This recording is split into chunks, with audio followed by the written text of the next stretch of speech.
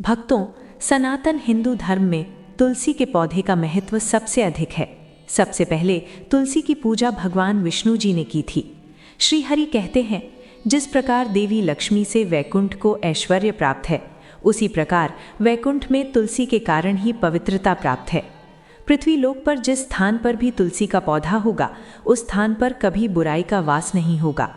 ऐसा स्थान सबसे अधिक पवित्र होगा। इसी कारण हमें अपने घर में तुलसी का पौधा अवश्य लगाना चाहिए।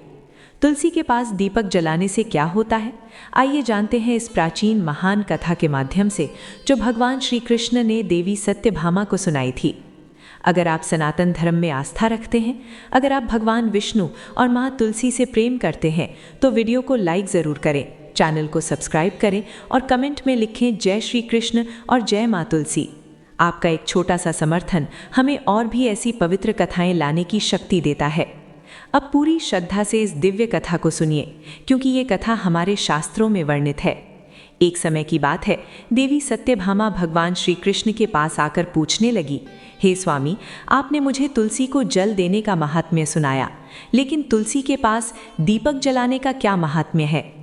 रोज शाम को तुलसी के पास दीपक क्यों जलाया जाता है? इससे मनुष्य को कौन सा फल मिलता है? दीपक जलाने की विधि क्या है और दीपक लगाते समय कौन सा मंत्र बोलना चाहिए? कृपया विस्तार से बताइए। भगवान श्री कृष्ण बोले, हे देवी, आज तुमने संसार के कल्याण के लिए बहुत उत्तम प्रश्न किया है। तुम्हारे प्रश्न का उत्तर देने से पहले मैं तुम्हें एक प्राचीन इतिहास सुनाता हूँ, जिससे तुम्हें तुम्हारे सभी प्रश्नों के उत्तर मिल जाएंगे। इस कथा को ध्यान से सुनने मात्र से मनुष्य को 100 वर्षों तक तुलसी के पास दीपक जलाने का पुण्य मिलता है।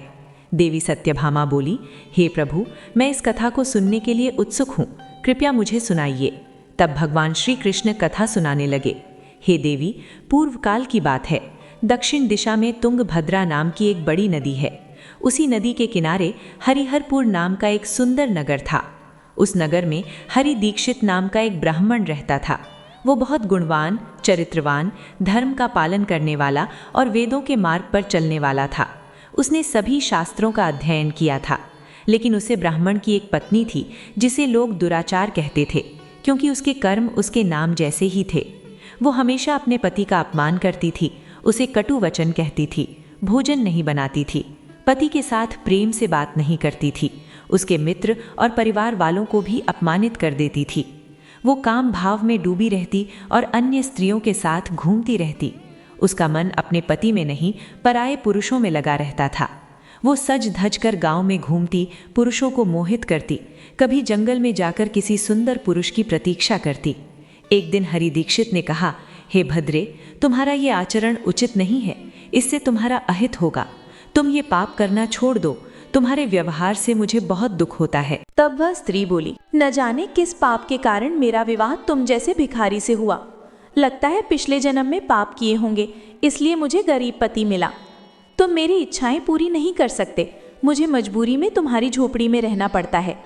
मैं एक दिन तुम्हें छोड़कर चली जाऊंगी और किसी धनवान पुरुष से विवाह करूंगी। हरि दीक्षित बोले, हे प्रिय, ऐसे अपशब्द मत कहो। जो स्त्री अपने पति को छोड़कर पराये पुरुष के पास जाती है, उसे नरक में जाना पड़ता है। लेकिन वह स्त्री बोली, नरक में तुम्हें जाना पड़ेगा? तुम कोई काम नहीं करते, भीख मांगते हो, ऐसे घर में रहना नरक से कम नहीं। इस प्रकार उसने अपने पति का अपमान किया। श्री कृष्ण बोले, हे देवी, जो स्त्री अपने पति का अनादर करती है, उसके घर में दुर्भाग्य आता है। अब सुनो, उस दुराचारी स्त्री के साथ आगे क्या हुआ। एक दिन वह जंगल में गई, एक पेड़ के नीचे खड़ी होकर किसी पुरुष की प्रतीक्षा करने लगी, लेकिन कोई नहीं आया। वह दुखी होकर रोने लगी, हाय, आज कोई सुंदर पुरुष नहीं आया, मेरी जवानी व्यर्थ जा रही है। हे भगवान, कोई बलवान पुरुष भेजो। उसकी आवाज़ जंगल में गूंज उठी। उसी जंगल में एक भयानक बाघ रहता था, उसका नाम था ध्वंस। उस स्त्री की आवाज़ सुनकर बाघ जाग गया और उसे खाने के लिए उसके पास आ गया। उस बाघ का रूप बहुत भयानक था। काले नारंगी धारियां, लाल आंखें, लंबे तीखे दांत, भयानक गर्जना, पूरा जंगल कांप उठता था। उसे सामने देखकर स्त्री डर गई, थर-थर कांपने लगी। तभी बाघ ने उसे घायल कर दिया। वह जमीन पर गिर पड़ी। स्त्री बोली, अरे बाघ, तू मुझे क्यों मार रहा है? मुझे छोड़ दे। बाघ बोला, हे दुष्टा, आज विधाता ने तुझे मेरा आहार बनाया है। पापिनी स्त्रियों को खाना ही मेरा काम है। स्त्री बोली, पहले मुझे बताओ तुम कौन हो, क्यों बाघ बने? तब बाघ बोला, हे पापिनी, मैं अपने पूर्व जन्म की कथा सुनाता हूँ। पूर्व काल में दक्षिण देश में एक पवित्र नदी के किनारे एक नगरी थी। वहाँ मैं वेदानंद नाम का ब्राह्मण था। मेरे पिता धर्मात्मा थे। मैंने वेद पढ़े, यज्ञ किए, लेकिन धीरे धीरे मेरे मन में धन का लोभ बढ़ गया। मैंने धर्म के नाम पर लोगों को ठगना शुरू किया, झूठे मंत्र पढ़े, लालच में पाप किए। समय बीता, मैं बूढ़ा हो गया, लेकिन लोभ नहीं गया। एक दिन नदी किनारे एक कुत्ते ने मुझे काट लिया और वहीं मेरी मृत्यु हो गई। मेरे मरते ही यमदूत आए, मुझे यमलोक ले गए।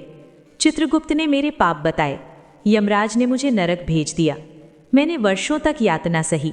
फिर पापों के कारण मुझे बाघ का शरीर मिला। अब मैं पापियों को खाकर अपने कर्म काट रहा हूँ।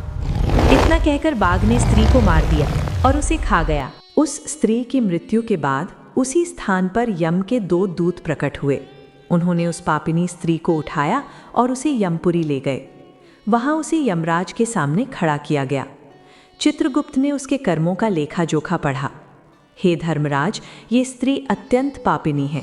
इसने व्यभिचार किया, अपने पति की सेवा नहीं की, पराये पुरुषों के साथ भोग विलास किया। उसके पाप सुनकर यमराज क्रोधित हो गए। उन्होंने आदेश दिया, इसे अग्नि से भरे नरकों में डाल दो। यमदूत उसे नरक ले गए। वो जलते तेल के कुंडों में पकाई गई, भयानक नरकों में डाली गई। वर्षों तक उसने कष्ट भोगे। नरक भोगने के बाद वो फिर पृथ्वी पर चांडाल के घर जन्मी। वहां भी उसने पाप किए। फिर उसे कोढ़ का रोग हो गया।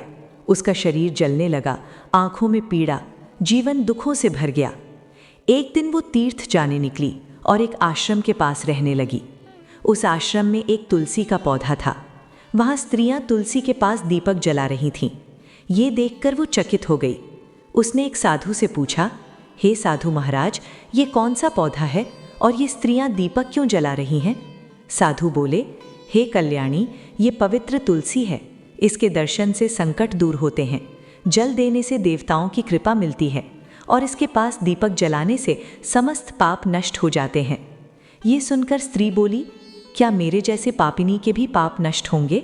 साधु बोले, हाँ पुत्री, यदि कोई घोर पापी भी श्रद्धा से दीपक जलाए तो उसके जन्म जन्मांतर के पाप नष्ट हो जाते हैं। स्त्री रो पड़ी, हे साधु महाराज, मैं महापापिनी हूँ, मुझे मुक्ति का उपाय बताइए।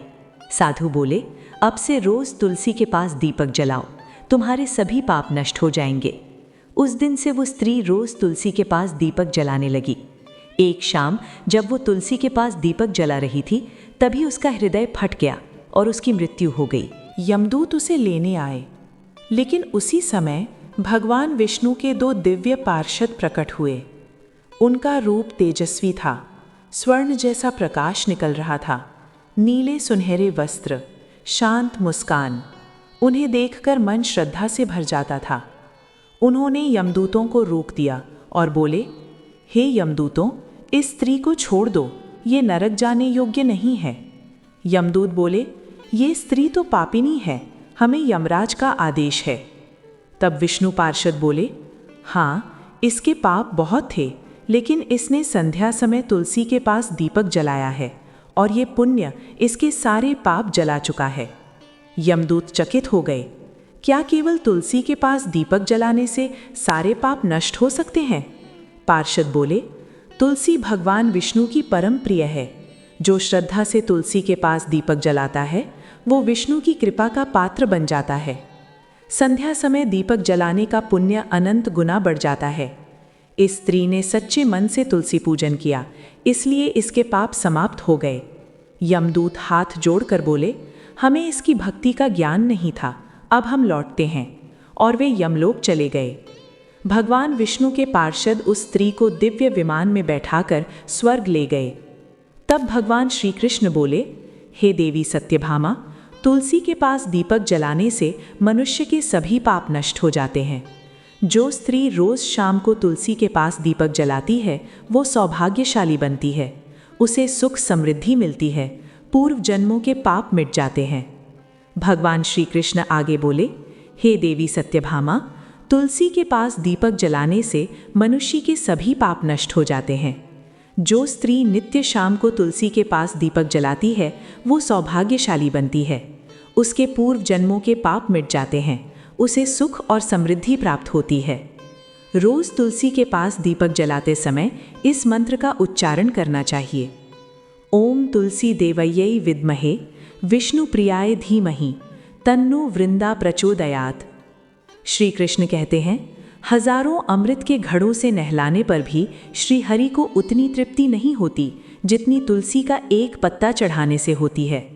10,000 गोदान का फल एक तुलसी पत्र चढ़ाने से मिल जाता है।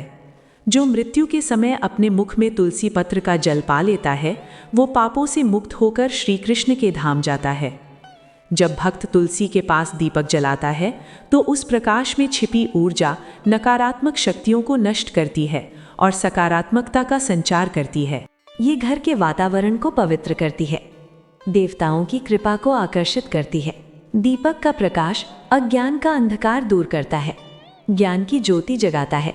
तुलसी के पास दीपक जलाने से मनुष्य के अंदर शुद्धता आती है, भक्ति बढ़ती है, ध्यान में एकाग्रता आती है। जब भक्त तुलसी की आरती करता है तो भगवान विष्णु का ध्यान सरल हो जाता है, मन शांत होता है। तुलसी के पास दीपक जलाने का सही समय सूर्यास्त का समय माना गया है। इस समय तुलसी माता की आरती करनी चाहिए, भगवान विष्णु का स्मरण करना चाहिए। प्रतिदिन संध्या समय तुलसी के पास दीपक जलाते समय ओम नमो भगवते वासुदेवाय मंत्र का जाप करें। घी का दीपक सबसे पवित्र माना जाता है। यदि संभव न हो तो तिल के तेल का दीपक भी जलाया जा सकता है। तिल के तेल का दीपक नकारात्मक ऊर्जा को नष्ट करने में सहायक होता है। ऐसा कहा गया है, जो भक्त रोज तुलसी के पास दीपक जलाता है उसे 7 जन्मों तक पुण्य मिलता है। वो कभी दरिद्र नहीं होता, उसके घर में सुख, शांति और खुशहाली रहती है।